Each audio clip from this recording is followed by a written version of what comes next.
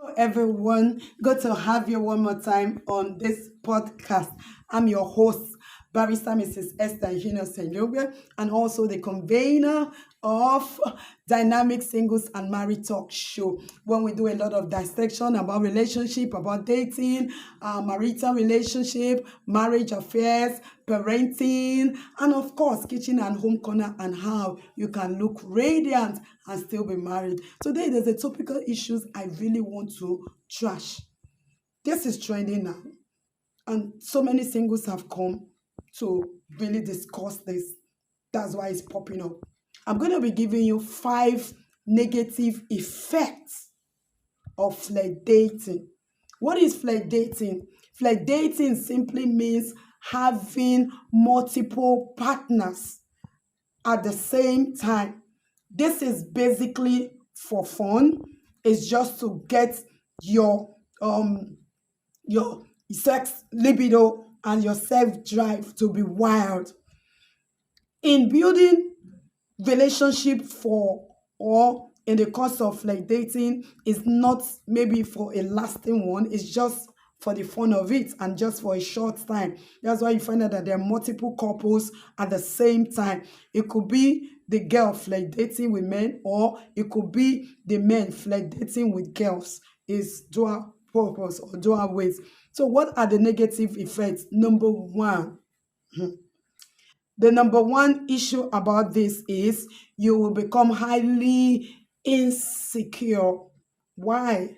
Because subsequently, when you get married, you never can tell what goes around comes around. What might spread out. People might need to know you some days back that this is what you did.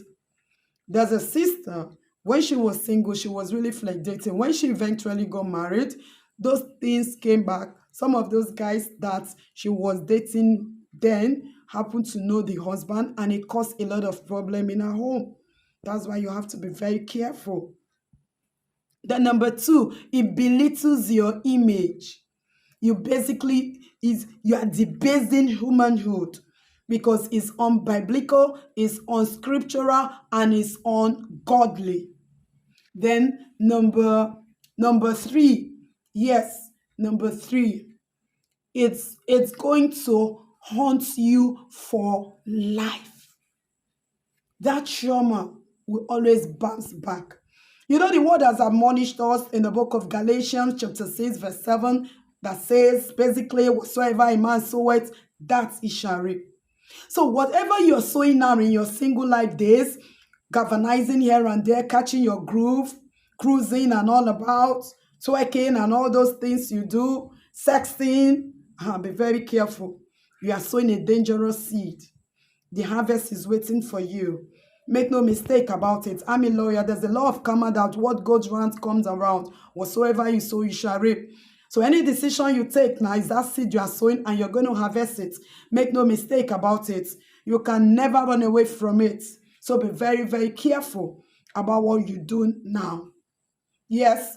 Then number four, it's going to bring sexually transmitted disease or whatnot. Different type, staphylococcus, which other one? HIV, all the sexual transmitted disease, so many of them. And it poses difficulties when you want to settle down to get married. And STD, sexually transmitted disease, is STD, sexually transmitted demons. Because God is not involved in that marriage. God is not involved in that relationship.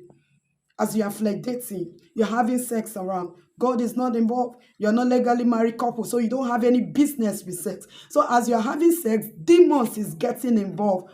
The spirit of Satan is really getting involved. And you know what? It's hibernating, waiting for your time when you get married. I've counseled so many couples. I know what I'm talking about. I'm talking from experience. So you have to be very careful what you're doing now.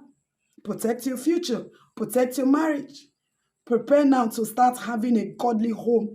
And this brings us to the last point. It erodes you of building a viable, a glorious, a wonderful, a friendly, a joyful, and a peaceful home. When you start doing this, like I said, the trauma will always haunt you for life. It's a lifelong thing. So you have to be very careful.